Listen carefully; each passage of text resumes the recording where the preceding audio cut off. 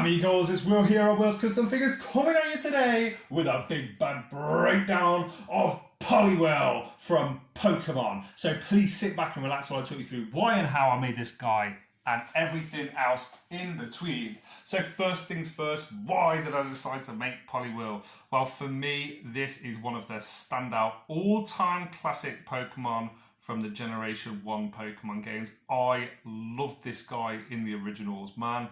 Whether or not it was the Game Boy Advance, 3DS, every console, I always made sure I caught one of these. It's one of my all-time favourite and classic water Pokemon.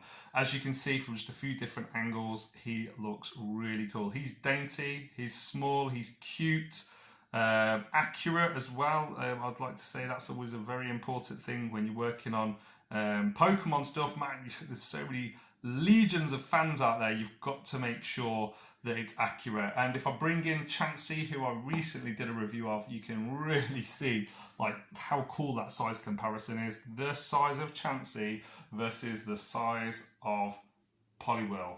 Absolute monster Chansey is. But what I want to do now is just something a little bit different. I haven't got a step-by-step process of how I made Poliwhirl. But what I would like to do is I'd like to talk you through the steps that I take. So I'm going to pause the video here and then I'm going to continue recording in a second, and I'll show you all the tools and everything else that I use and the steps I take to bring him to life. Alright guys, so here we go. I'm going to talk you through and show you some of the details of what I would do to make this Pokemon. Let me just move him back a little bit, or her back a little bit. First things first, guys, you need to make sure you got some good tools. This is where I keep all of my tools. I don't know if you can see here, but it's literally just a soap, toothpaste, toothbrush container, and I have all my tools in there. I have a lot of steel tools. These are some of the ones that I use. I just bought them off Amazon. And do you know what? You'll find, depending on what 10-inch you're going to use, you'll use different ones, different amounts. So here's a little bit of insight into what I use. The next thing that you're going to need, you are going to 100% need some of this. This wire is about, I think, 2 or 3 mil wire, armature wire, and I also have this 1 mil wire as well. And then, of course, you're going to need the stuff you're going to make it out of. You're going to need clay. So what I would do is, firstly, is look at the shape. I use a 3DS, but it's not quite a circle. It's more like an oval shape. And I would really spend a lot of time making sure that I've got that shape. So just as an example, if I was to try and do it, I would roll the clay together, try and roll it sometimes get something sturdy, like if you've got a worktop similar to this. This is just in my kitchen. And as you can see here, this is roughly the shape that we would want. Now, this isn't going to be the exact same size. I'm literally just giving you guys a quick lowdown as to how I would do it. Then it's a case of smoothing off all the little finger marks. You can use lick your finger. You can, if you don't want to do that, just go over it over and over again with your warming the clay in your hands and really trying to make sure that there's no finger marks on there. Let's just imagine at this stage that is the perfect shape. And do you know what? It isn't bad. Okay, now what I would do is I would use this thicker wire for the legs. So get yourself a pair of snips, here are mine, cut off a length that can go inside the body and also come out. And one thing with legs is I always do this, get the wire, turn it back on itself, so you actually have like a little foot. It should be a little bit smaller than what the foot is, but hopefully you can see there, that kind of shape. Then it's going to bend, there we go, and that is a little foot that you've got. Cut it, bam, snipped. Do 2 of them, pop them in whereabouts you want the legs. So I would probably put one leg there, yeah, one leg about there, and I'd push it in a bit deeper. That looks to me like it would be about the right spacing. Let's do one for the other side. So with clay, the challenge, but also the beauty of working with it, is that it's constantly going to move. So now I can see the challenge of it. There's a fingerprint mark on it. No, but it's easy to sort that and to remedy it. All you're going to do is smooth it out. So I don't know if you can see. You would just smooth that out and make sure that it's to your standard. Now, a lot of people do sculpt. Sorry, terrible camera work here. Just going to push the other leg in. A lot of people do use clay and don't actually cook it until the entire thing's finished. Fair play to them, because you guys are better artists than I am. Here we go. So that stands. Beautiful. Here we go. Now, what I do is I'll cook in stages. So if I've got like the perfect shell, say for example like this, I would then cook it so it's all sealed. I've got all the little holes, the rivets, the joints and things that I need to. It's not articulated, so that really then helps me have a good structural base to work the rest of the figure on. So at this stage, what I would do is I would make sure I've got all these bits in. So I use the thinner wire here.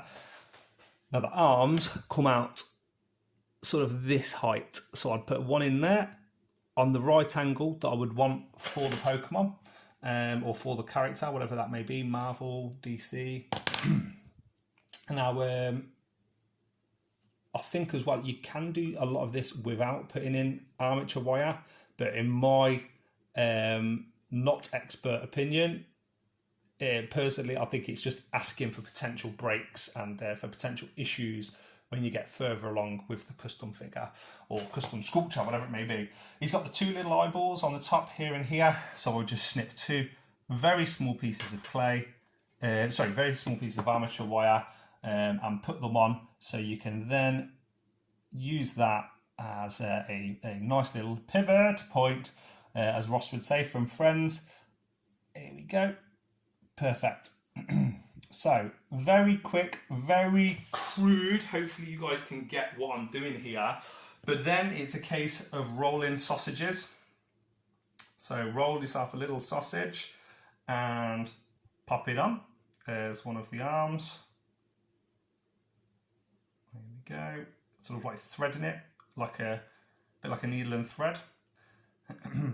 And making it on the right angle and size that you want it. So by no means is that perfect, but this is yet again where you would probably start blending in where the joint is here. I don't know if you can see, there's a small little joint.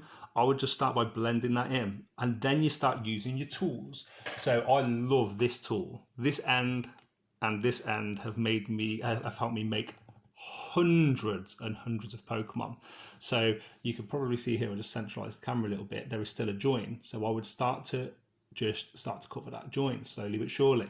You can see there's a joint on the back there, so starting to cover the joint slowly but surely. Sorry if my hand's shaky as well. I've just had carpal tunnel and trigger finger operations on my hand, so as you can imagine, I'm not 100% yet. But yeah, once it's roughly blended in, so you can see it's very rough there, go back to what I said before, wet your finger, water, whatever it may be, and start to blend in. Here you go, same again, you can see all the little marks there. I'll put it up to the camera, you can see all the little indentation marks.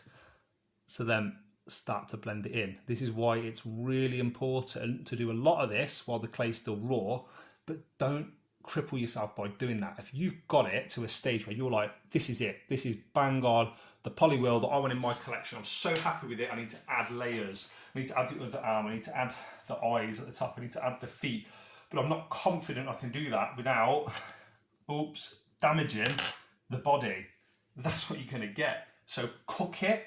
Once it's cooked, then start to add more layers. There you go. Got rid of that little fault there. So I'd add on the other arm. I'd add on the foot as well. Roll your little circles that are going to be the eyes on the top. So I'll just pull off an approximate amount. Good way to do this is roll two amounts that you think are about the right size. It's going to be very hard to make sure they're both the right size, and they are actually both off size a little bit. I don't know if you can see the difference.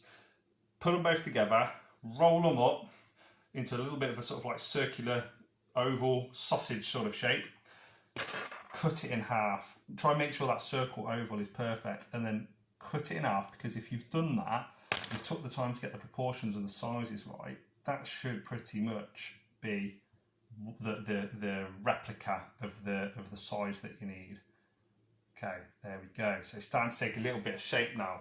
At this point, I would probably spend a couple of hours perfecting all of the details on this Pokemon, making sure all of the little joins are blended in using your tools. Like I said, it's painstaking. Don't get me wrong, it's not going to be easy, but that is going to be the main thing to use. And then it's, of course, cooking it in your oven. You want to cook it I'll cook mine, it's a fan oven on around about 200, 195 UK, so I don't know if it's any different in America, but I don't use gas. I find gas isn't the best.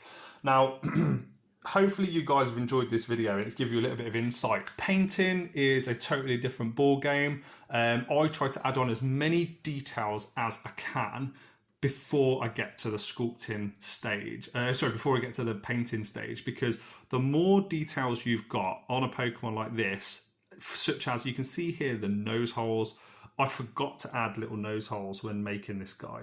So I had to just paint them on. Now they're not perfect. If I could have sculpted them on at this stage, I think it would have looked so much better. Firstly, it makes it 3D. Secondly, you've perfected it so much at the sculpting stage that the nose holes, you don't even need to paint them. And painting is very difficult to get perfect. With the eyes, you can just roll little balls like this. A lot of my early Pokemon figures, the eyes look really bad. So one of the things that I did on this one was I got a tool that I was really, really happy with the size of the eyes. I'm going to show you how I did it now. Okay, so I would do it maybe like that, and then blend it in a little bit, do the other side, make sure it's the same size using the similar technique that I used before. But one thing you can do is, guys, if you're going to do an indentation for an eye, so this was one option that I'd thought about, make it look a little bit more real. You can use a tool like this, yeah, again, Amazon, fantastic place for sculpting tools, and just push it in, make yourself a bit of pressure. There you go. And you've got a completely different eye technique that you could use that looks really badass when it's all done. And now just final little bits, guys. I'll put this mini sculpture work in progress in the middle. I'm not going to finish it because I need the clay. I've got a lot of customs I want to work on. One of which is, oh God, I've been dying to work on a couple of key Pokemon for my collection for such a long period of time. And Scyther, guys, is going to be coming your way very soon. Kabutops is going to be coming your way very, very soon. And I think my all-time Pokemon that I want to work on and get in my collection, but I've just never got around to it, is a Mewtwo. I've got to get a Mewtwo in there. And a Rayquaza as well. So yeah, they'll be coming soon, guys. Let me know in the comment section below if this video has been helpful. If it hasn't, I'm sorry. Let me know what you would find helpful. I'm not a techie person, so if telling me the best techniques to use where I could do stop motion and show you guys a real speed run of how I make these, then yeah, please let me know. I would love to do that. But yeah, guys, that's it from me. Please like, comment, subscribe. Follow me on Facebook. Follow me on Instagram. If you're still watching 13 minutes nearly into this video, follow me on YouTube. Give me a subscribe and hit that notification bell as well. And from me and from one of the all-time legendary water Pokemon, it's been a pleasure speaking with you guys today, guys. Peace.